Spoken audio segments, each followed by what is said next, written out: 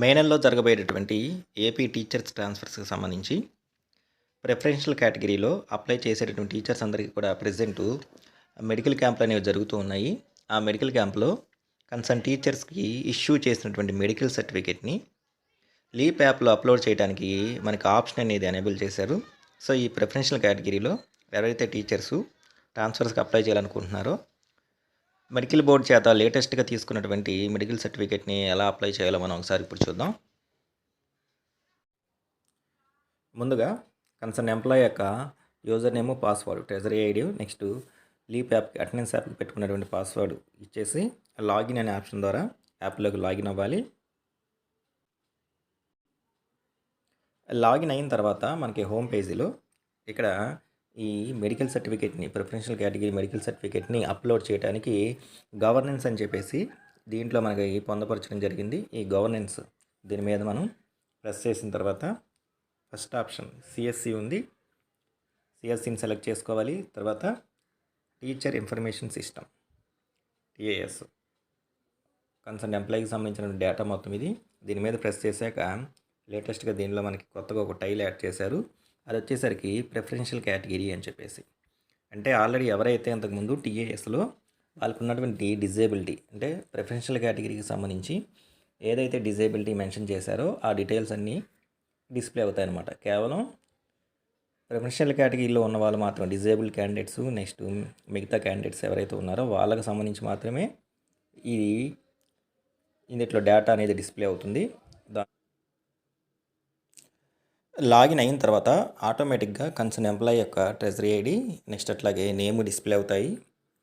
ఇంతకుముందు టీఏఎస్లో basic data మనం upload చేసేటప్పుడు పిహెచ్ కేటగిరీ వాళ్ళు వాళ్ళకి సంబంధించిన డిజేబిలిటీని ఆల్రెడీ అందులో అప్డేట్ చేయడం జరుగుతుంది. ఆ డిజేబిలిటీ ఇక్కడ మనకి డిస్ప్లే అవుతుంది అనమాట. నెక్స్ట్ తర్వాత ప్రిఫరెన్షియల్ కేటగిరీ, నెక్స్ట్ హాస్పిటల్ వచ్చేసరికి డిస్ట్రిక్ట్ మెడికల్ బోర్డు ఆటోమేటిక్గా అవే రావడం జరుగుతుంది. సెలెక్టెడ్ డేట్ ఇప్పుడు మనకి ఈ టైం స్లాట్స్ అనేవి ఏపీ మొత్తం కూడా 24 నుంచి 26 వరకు ఈ 3 రోజులు కూడా డిస్ట్రిక్టుల వారీగా మండలాల వారీగా మెడికల్ క్యాంపులు అనేది అరేంజ్ చేయడం జరిగింది. సో మీరు ఏ రోజైతే వెళ్ళి అటెండ్ అయ్యి మెడికల్ సర్టిఫికేట్ తీసుకున్నారో ఆ కన్సర్న్ డేట్ని సెలెక్ట్ చేసుకోవాలి. 24 అయితే 24, 25 అయితే 25. తర్వాత ఓకే మీద ప్రెస్ చేసి సర్టిఫికేట్ అనేది ఇష్యూ చేశారా, ఇష్యూ కనుక చేస్తే ఎస్ అన్న తర్వాత ఇక్కడ మనకి ఈ యొక్క సర్టిఫికేట్ అప్లోడ్ చేయడానికి ఈ యారో బటన్ కనబడుతుంది.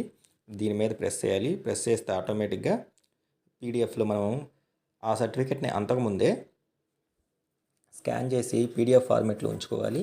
ఆ పీడిఎఫ్ ఫార్మేట్లో ఉన్న దాన్ని సెలెక్ట్ చేసుకొని ఇక్కడ ఫైల్ని కింద ఉన్నటువంటి సబ్మిట్ అనే ఆప్షన్ ద్వారా సబ్మిట్ మీద ప్రెస్ చేయగానే సబ్మిటెడ్ సక్సెస్ఫుల్లీ అని చెప్పేసి డిస్ప్లే అవుతుంది. ఇది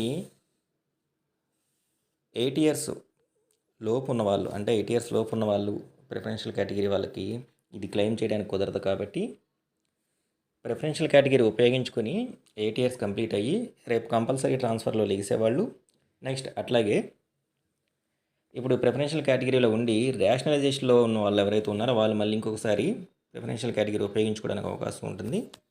అట్లాంటి ఎంప్లాయీస్ వాళ్ళు ఖచ్చితంగా అటెండ్ అయ్యి ఈ మెడికల్ సర్టిఫికేట్ తీసుకొని లీప్లో అప్డేట్ చేసినటువంటి ఈ ప్రిఫరెన్షియల్ కేటగిరీలో ఈ సర్టిఫికేట్ని ఇలా అప్లోడ్ చేయాల్సి ఉంటుంది.